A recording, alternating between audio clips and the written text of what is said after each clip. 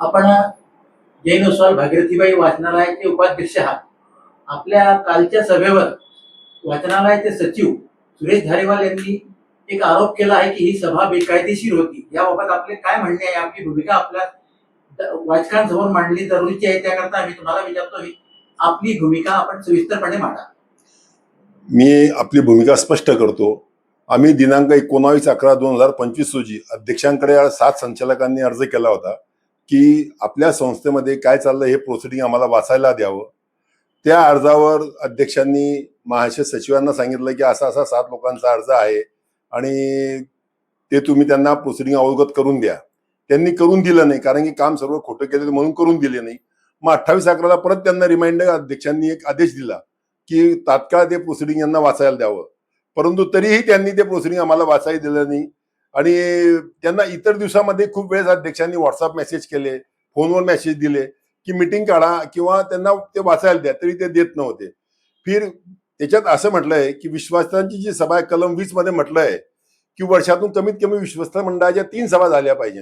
या महाशयांनी फेब्रुवारी 2025 म्हणजे 25 पासून मार्च 2026 पर्यंत फक्त 27 मार्चची सभा घेतली. ते सभाच काढत नव्हते, कारण की ते स्वतः अल्पमतात होते म्हणून ते सभा काढत नव्हते.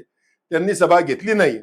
मग त्यांनी पाहिलं की बा आता आपण सभा घेऊ शकत नाही, पण त्यांनी केलेले जे मेंबर होते त्यांना त्यांच्यावर विश्वास होता की आपण आमच्या घरचे सर्व मेंबर आहे, म्हणून आपण आता असं करू की हे अध्यक्ष आणि उपाध्यक्ष यांच्यावर अविश्वास दाखल करू. म्हणून त्यांनी 27/12ला मीटिंग काढली, 27/12/25ला, आणि अध्यक्ष आणि उपाध्यक्ष यांच्यावर अविश्वास दाखल केला. तो सर्व सभासदांनी त्यांच्या म्हणजे हुकुमशाहीला डावलून आमचा अविश्वास फेटाळला गेला आणि आम्ही तिथे कायमस्वरूपी 27/12ला तो अध्यक्ष फेटाळला गेल्यामुळे आम्ही तिथे राहिलो. मग आम्ही त्यांना 15/12ला पत्र दिलं होतं एक, की बा आम्हाला आमच्यावर कशासाठी अविश्वास आहे म्हणून. तर त्यांनी त्याचं आम्हाला उत्तर दिलं नाही. आणि काल तुमच्या वार्ताहरांना ते सांगत होते की मी त्यांना पत्र दिलं आणि त्यांनी मला त्याचं उत्तर दिलं नाही. तर आपण काय केलं? आम्ही जे दिलं होतं तुम्हाला पत्र 15/12/25ला की आमच्यावर अविश्वास कशामुळे, त्याचं उत्तर तुम्ही काय दिलं नाही आम्हाला, ते दाखवायची बोंब पडत नाही आणि स्वतः अपेक्षा करतात दुसऱ्याकडून की मी त्यांना पत्र दिलं आणि त्यांनी मला त्याचं उत्तर दिलं नाही. त्याच्यानंतर मी तुम्हाला सांगतो की 22/12/25 रोजी जगनदादांनी फिर्याद दिली पोलीस स्टेशनला की इथलं दप्तर दिसत नाहीये, इथे दप्तर नाहीये म्हणून. तर पोलीस आले, पंचनामा केला, तिथलं सर्व दप्तर गायब होतं. मग तिथल्या कर्मचाऱ्यांना विचारलं तर म्हणे पूर्ण दप्तर हे सचिव हे घेऊन गेले, इथून पूर्ण दप्तर काढून. जबकी जर संस्थेच्या नियमात असं आहे की संस्थेचं दप्तर हे संस्थेच्या कार्यालयातच पाहिजे, परंतु महाशय सर्व दप्तर घरी घेऊन गेले होते, कारण की त्यांचे खोटे कारनामे सर्व त्याच्यामध्ये होते. त्याच्यानंतर 18/12/25ला सुरेश धारीवाल यांनी सभा घेण्यासाठी आम्ही टाळाटाळ करतो म्हणून आम्हाला एक पत्र दिलं, आम्ही टाळाटाळ करतो म्हणून. जर आम्ही सभा घेण्यासाठी तुम्हाला विनंती करतोय, परंतु त्यांनी आम्हाला पत्र दिलं की तुम्ही सभा घेण्यासाठी टाळाटाळ करत आहात, तेही पत्र त्यांचं खोटं आणि धांदळ खोटं होतं. आम्ही दिनांक 23/12/25 रोजी धर्मादाय आयुक्ताकडे 41 हे दाखल केला की बा साहेब आम्हाला तुमचा प्रतिनिधी हवा आहे. त्यांनी आमच्यावर विश्वास दाखल केला, तुमचा प्रतिनिधी हवा आहे.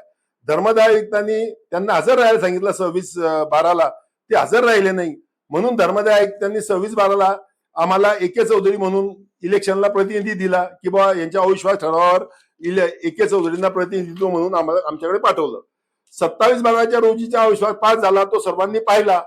एकमताने सर्व त्यांना असं वाटत होतं, परंतु परमेश्वराजवळ न्याय असतो. सभासदांना माहित होतं की पारसदादा आणि जगनदादा किती भ्रष्टाचारी नाही आहे हे सर्वांना माहित असल्यामुळे आम्हाला काही बोलायची गरज नव्हती. सर्व सभासदांनी तो त्यांचा फेटाळून लावला. आम्ही परत त्यांना मग 5/3/26 रोजी जगनदादांनी पत्र दिलं की बाबा तुम्ही कार्यकारिणीची सभा घ्या. महाशय ऐकायला तयार नाही. त्यांनी 16/3ला आम्हाला उत्तर दिलं की तुम्ही मला 5/3ला जे सभा घेण्याचे पत्र दिले आहे त्याच्यामध्ये तुम्ही म्हटलं की ज्या ज्या सभासदांचे अर्ज असतील ते तुम्ही सर्व ग्रंथपालाकडे जमा करावं. संस्थेचा नियम असा आहे की आलेले अर्ज हे ग्रंथपालाकडे जमा करावे. ग्रंथपालकाचा ओसी घेतल्यानंतर ते मीटिंग मध्ये ठेवावे आणि कार्यकारिणीच्या मीटिंग मध्ये ते बहुमताने मंजूर झाल्यानंतर त्यांना सभासदत्व देण्यात यावे, असं घटनेच्या नियमात म्हटलं आहे. घटनेच्या पोटनियमात त्यांना माहित असते सर्व पोटनियम, त्यांनीच ती घटना बनवली आहे, म्हणून त्याचा जास्त खुलासा करण्याची मला गरज नाही. मग 21/3/26 त्यांनी अजेंडा काढला आणि त्या अजेंड्यामध्ये अजेंडा काढून त्यांनी तिच्यात मुद्दा आणला की आयत्या वेळेच्या विषयात धोरणात्मक विषय वगळता बाकी विषय घेण्यात यावे. आणि स्वतः 26 गैरहजर आले. मी 21/3 मीटिंग काढली. मग आम्ही त्यांना परत 25/30 अध्यक्षांनी पत्र दिलं की हे तुम्ही चुकीची मीटिंग काढली, आम्ही तुम्हाला अध्यक्षांच्या आदेशानेच मीटिंग काढावी लागते. घटनेमध्ये म्हटलंय असं की अध्यक्षांच्या आदेशानुसारच मीटिंग काढावी लागते. परंतु त्यांनी स्वतःच्या अधिकारामध्ये मीटिंग काढून आणि त्याच्यातला तो विषय वगळला. मग 25/3 अध्यक्षांनी परत त्यांना पत्र दिलं की तुम्ही असं चुकीचं करताय. त्यांनी ते पत्र स्वीकारलं नाही, परंतु आम्ही त्यांना रजिस्टर पोस्टाने पत्र पाठवलं होतं. मग परत त्यांनी 26/3 रोजी पत्र दिलं आम्हाला की मी मीटिंगला हजर राहू शकत नाही, माझे सासरे आजारी आहे. हे महाशय त्या दिवशी 26/3 पत्र देतात आणि 27/3 हे नाशिक चॅरिटी कमिशनर ऑफिसमध्ये हजर होते. यांनी सांगितलं की मी सासरी तब्येत बरोबर आहे म्हणून मी कोपरगावला जात आहे. आमच्याकडे नाशिकचं शूटिंग आहे की हे 27/3 रोजी हे नाशिकला चॅरिटी कमिशनर ऑफिसमध्ये हजर होते आणि हे धांदात खोटं बोलताय आणि खोटं बोलून लोकांची दिशाभूल करतायत. मग आम्ही 24/4/26 रोजी कार्यकारी मंडळाची सभा जगन्नाथाच्या सहीने बोलवली. महाशय हे धर्मदायिकताकडे यांनी 41A दाखल केला परत की बाबा ही सभा बेकायदेशीर आहे, जगन्नाथांना अशी सभा घेण्याचा अधिकार नाही वगैरे वगैरे याच्यात त्यांनी असं दाखल केलं. पण कोर्टाने ती सभा थांबवण्यासाठी त्यांनी जळगावच्या कोर्टाला, मेहरबान कोर्टाला विनंती केली. परंतु मेहरबान कोर्टाने सांगितलं की असं तुम्ही थांबवू शकत नाही, हे तुमचं म्हणणं इलिगल आहे आणि सभा होईल. म्हणून आमची सभा ही 24 तारखेला झाली.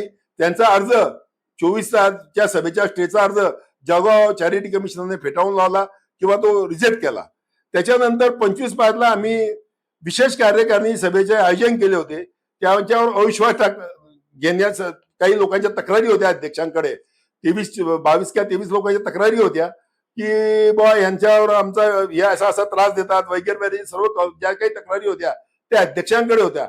अध्यक्षांनी त्या तक्रारीची दखल घेऊन सभा बोलवली 25/5 की बा विशेष कार्यकारिणीची विशेष सर्वसाधारण सभा घेऊन अविश्वास अध्यक्षांना त्यांच्या सचिवावर दाखल केला.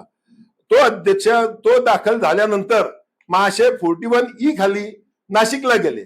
यांना जळगावला रेमेडी होती, हे जळगावला अपील करू शकत होते. पण यांना माहिती आहे की जळगावच्या साहेबांच्या लक्षात आलंय की आपण बदमाश आहे. यांनी अविश्वास दाखल केला तेव्हापासून हे अल्पमतात आहे. त्याच्यामुळे हे बदमाशी करताय म्हणून हे नाशिकला गेले. नाशिकला रेमेडी मागितली. परंतु शेवटी परमेश्वराकडे न्याय असतो तसं आमचे ते जसं म्हणतात की आमचा न्याय देवतेवर विश्वास आहे आणि आम्ही न्यायालयीन लढाई लढू. आम्ही पण न्यायालयीन लढाई लढलो आहे आणि नाशिक चॅरिटी कमिटीने सुद्धा त्यांचा अर्ज नामंजूर केला. त्या मिटिंगला स्टे दिला नाही. पण कालच्या ज्या 24/5/26च्या मिटिंगला चॅरिटी कमिशनने स्टे दिला नाही. ती मिटिंग झाली आणि यांच्यावर अविश्वास तो पारित करण्यात आला. यांना तिथून पदमुक्त करण्यात आलं. सर्वांनी बहुमताने एकमताने एकही माणसाचा पूर्ण मिटिंग मध्ये जे जवळपास 300 सभासद मिटिंगला हजर होते त्या 300 सभासदांपैकी एकानेही यांच्या बाजूने मतदान केलं नाही किंवा हे असावे म्हणून हात वरती केला नाही. सर्वांची इच्छा होती की अशा माणसाला की जो स्वार्थी माणूस आहे, ज्याच्या अनेक दुकानी त्याने संस्थेच्या घेतल्या आहे, अशा संस्थेच्या दुकानी संस्थेचा सचिव स्वतः त्यांच्या परिवाराच्या नावावर करू शकत नाही. जरी खाली झाले असतील तरी ते असं जोडू शकत नाही. त्यांनी जोडलेलं आहे. याच्या विरुद्ध काही सभासद आता 41D खालती नाशिकला परत जाणार आहे की बाबा यांनी असं संस्थेचा सचिव पदाचा दुरुपयोग करून अनेक गैरप्रकार यांनी संस्थेमध्ये केलेले आहेत. ते पण 41D मध्ये काही सभासद जाण्याची तयारीत आहे. परंतु काल जो त्यांनी एकदम सांगितलं बालिशपणा की आम्ही घेतलेली सभा बेकायदेशीर आहे, तर मग चॅरिटी कमिशनर जळगावने आम्हाला प्रत्येक विषयात आमच्या बाजूने निकाल दिला. ते सर्व निकाल आमच्याकडे आहेत.